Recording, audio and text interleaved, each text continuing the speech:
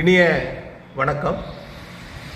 இன்று திராவிட முன்னேற்றக் கழகத்தின் 12வது மாநில மாநாடு திருச்சி மாநகர் சிறுகனூரில் இன்னும் சற்று நேரத்தில் தொடங்க இருக்கிறது.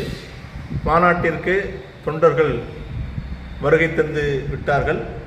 சுமார் 5:30 மணி அளவில் திராவிட முன்னேற்ற கழகத்தின் தலைவரும் திராவிட மாடல் நல்லாட்சியும் நாயகருமான முத்துவேல் கருணாநிதி ஸ்டாலின் அவர்கள்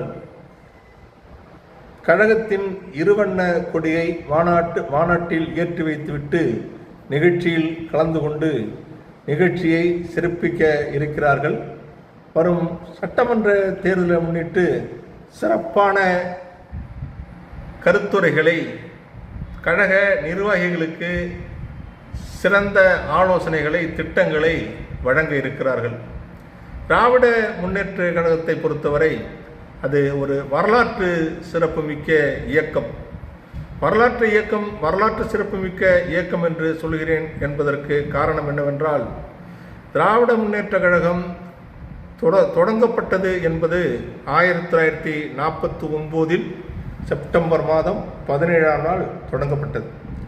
அது தொடங்கிய காலத்தில் தேர்தலில் நிற்க வேண்டும், தேர்தலில் போட்டியிட வேண்டும், சட்டமன்ற உறுப்பினராக மந்திரிகளாக வர வேண்டும் என்ற நோக்கத்தில் தொடங்கப்படவில்லை. அது தொடங்கப்பட்டதன் நோக்கம் அடித்தட்டில் உள்ள ஏழை எளிய மக்களை மேல்தட்டிற்கு கொண்டு வர வேண்டும், சமநிலைக்கு கொண்டு வர வேண்டும்.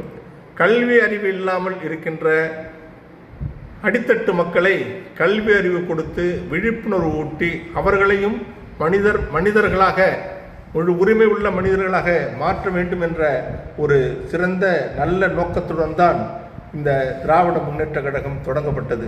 திராவிட முன்னேற்ற கழகம் தொடங்கப்பட்ட பிறகு திராவிட முன்னேற்ற கழகத்தின் முதல் மாநில மாநாடு என்பது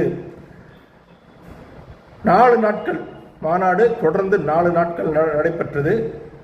1951ஆம் வருடம் டிசம்பர் மாதம் 13, 14, 15, 16 ஆகிய 4 நாட்கள் சென்னையில் உள்ள SIAA திடலில் நடைபெற்றது என்பது ஒரு சிறப்புமிக்க நிகழ்வு.